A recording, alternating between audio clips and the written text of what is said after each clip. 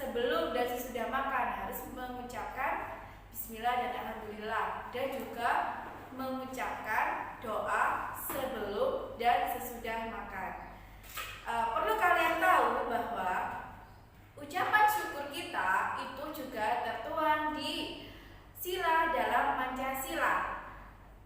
Maka dari itu, kalian buka buku tematik kalian di halaman 10.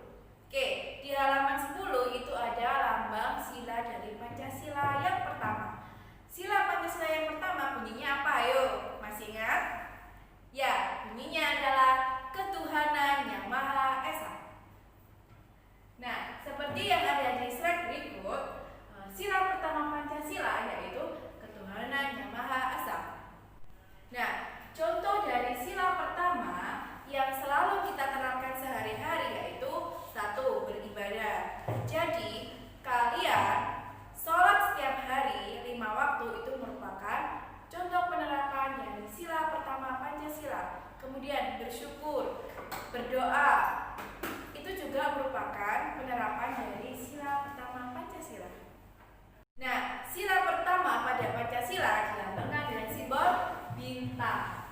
Ini merupakan simbol dari sila pertama Pancasila. Kita harus bersyukur kepada Tuhan Yang Maha Esa karena kita setiap harinya sudah diberikan atau dicukupi kebutuhan kita sehari-hari. Nah, kita dicukupi oleh Allah, kebutuhan kita sehari-hari merupakan salah satu ciri dari makhluk hidup. Jadi salah satu ciri dari makhluk hidup yang kita bahas kemarin yaitu harus memenuhi kebutuhan kita sehari-hari. Seperti apa?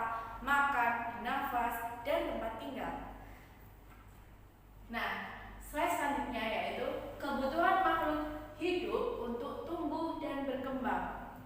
Makhluk hidup kemarin ada apa saja? Ada 3. Yang pertama yaitu manusia, hewan, dan tumbuhan. Di sini dijelaskan bahwa kebutuhan makhluk hidup itu berbeda-beda. Kita pelajari dulu yang pertama yaitu manusia.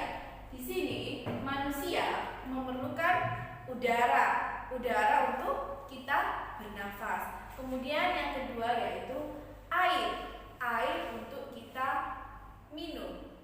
Jika Tuhan Yang Maha Esa, Allah, tidak memberikan kita kecukupan air di bumi, maka kita tidak bisa minum. Maka dari itu kita juga harus bersyukur. Ya, bersyukur merupakan sila yang ke-1. Oke, setelah itu makanan. Salah satu ciri dari kebutuhan makhluk hidup yaitu memenuhi kebutuhan makanannya. Dan yang terakhir, tempat tinggal. Tempat tinggal kita seperti rumah, tempat tinggal di sekolah itu juga merupakan kebutuhan kita sehari-hari. Maka tetap kita harus selalu bersyukur. Yang Bu Rizka jelaskan tadi merupakan kebutuhan makhluk hidup manusia. Sekarang kita belajar tentang kebutuhan hidup dari hewan. Nah, di sini hewan ada 2 kebutuhan hidupnya, yaitu makanan dan habitatnya. Makanan itu juga merupakan yang harus dipenuhi dari hewan. Habitatnya itu berbeda-beda, berbeda dengan manusia. Kalau manusia tinggalnya di darat. Kalau hewan ada yang tinggal di darat dan ada yang tinggal di laut. Ikan hiu, cara berkembang biaknya yaitu dengan bertelur dan melahirkan. Maka apakah ikan hiu bisa hidup di darat? Tidak bisa, karena ikan hiu habitatnya ada di laut. Begitupun dengan misalnya kelinci kemarin berkembang biak dengan beranak. Apakah dia bisa hidup di laut? Tidak bisa, karena kelinci hidupnya di darat. Maka kebutuhan yang harus dipenuhi dari hewan yaitu selain makanan juga habitatnya. Nah, kalian sudah paham kan? Sekarang yang terakhir yaitu tumbuhan. Nah, di sini tumbuhan untuk memenuhi kebutuhan hidupnya dia melakukan fotosintesis. Apa itu fotosintesis?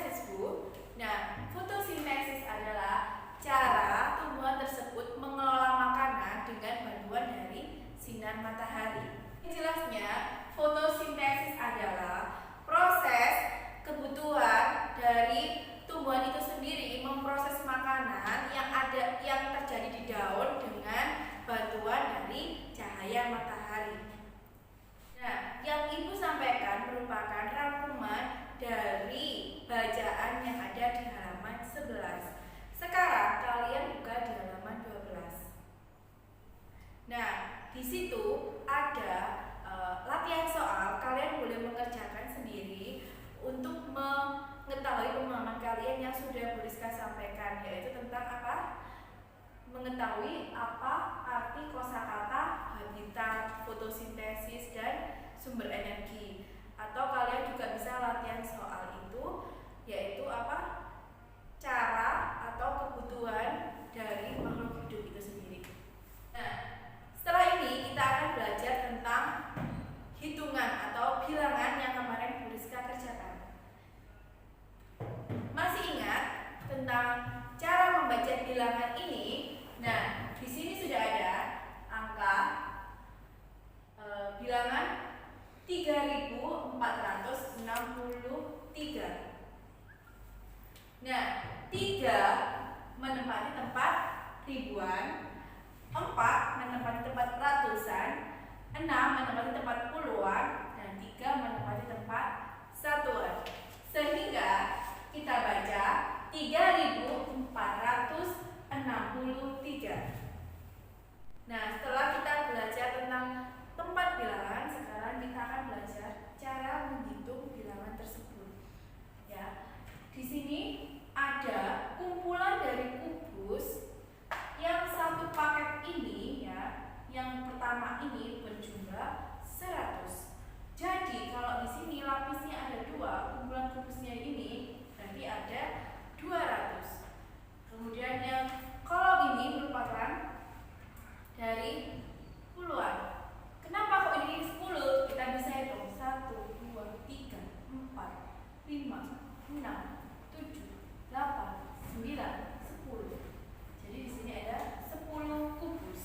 Kemudian yang sebelah sini satuan ada 1, 2, 3, 4, 5, 6, 7. Ada 7 kubus. Berarti 200 kubus ditambah 10 kubus ditambah 7 kubus ada berapa? Jadi kita bisa tulis yang kolom ini adalah 200 ditambah puluhannya ada 10 ditambah satuannya ada 7. Nah, sekarang kita coba gambar yang kedua. Ingat ya, satu tumpukan kubus ini yang menjulang ke atas jumlahnya ada 10. Jadi kalau tumpukannya kita kumpulkan begini, jumlahnya ada 100. Coba kita hitung ya. Kalau satu tumpukannya ini jumlahnya 10, sekarang kita hitung. 1, 2, 3, 4, 5, 6, 7, 8, 9, 10. Berarti ini jumlahnya 100. Dari mana 100? Yaitu 10 dikali 10. Oke, karena di sini ada berapa lapis? Kalau satu lapisnya aja 100 kubus, maka 1, 2, 3, 4. Berarti di sini ada 400. Ditambah ini menempati tempat puluhan. 1, 2, 3, 4, 5. 50. Ditambah ini satuan. 1, 2, 3, 4. 4 sama dengan 454. Bilangan ini bisa kita tulis dengan 454.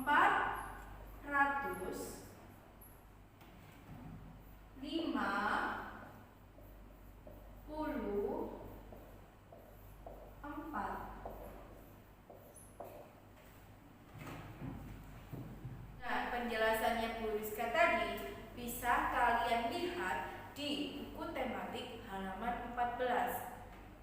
Jika ada yang kurang paham, kalian bisa pause dulu video ini, kemudian kalian review, kalian mundur ke belakang atau kalian ulangi lagi videonya supaya kalian lebih paham. Bab selanjutnya yang kita bahas yaitu tentang mengurutkan bilangan yang lebih besar atau yang lebih kecil.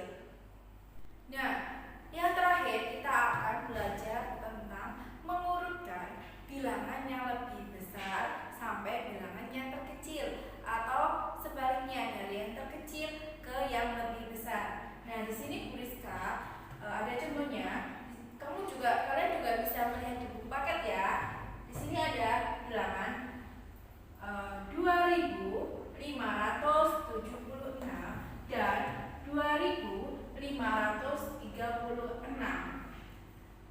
Sebelum kita mengurutkan lambang bilangan mana yang lebih besar, kita harus membandingkan dulu mana yang lebih besar. Nah, caranya kita tulis dulu angkanya. Yang sebelah sini 2576, yang sebelah sini 2536. Kita bandingkan dari yang ribuan dulu. Oke, yang ribuan. Yang sebelah sini ya garisnya, sama yang ini. Ribuan dan ribuan sama besarnya. Di sini ada 2000 dan di sini ada 2000, maka ribuannya sama. Oke, langkah yang kedua kita membandingkan dari ratusan.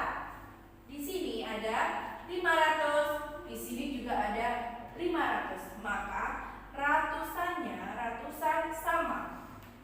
Yang ketiga kita bandingkan dari puluhan. Di sini ada 7000 dan di sini ada 70 dan di sini ada 30. Saya ulangi lagi ya. Di sini ada 70, di sini ada 30. Maka puluhannya beda. Kita ingat-ingat ya, di sini puluhannya beda. Lebih besar yang sebelah sini. Kemudian yang terakhir, langkah terakhir membandingkan yaitu satuan. Di sini ada 6 dan di sini ada 6. Satuannya sama. Maka kita lihat tadi yang berbeda adalah di puluhan. Yang lebih besar yang sebelah sini. Maka 2576 lebih besar dari 2536. Nah, kalian bisa belajar lagi di buku tematik. Nah, pembahasan tersebut merupakan akhir dari pembelajaran kita hari ini. Jangan lupa, seperti biasa, untuk mengecek pemahaman kalian kerjakan lembar yang sudah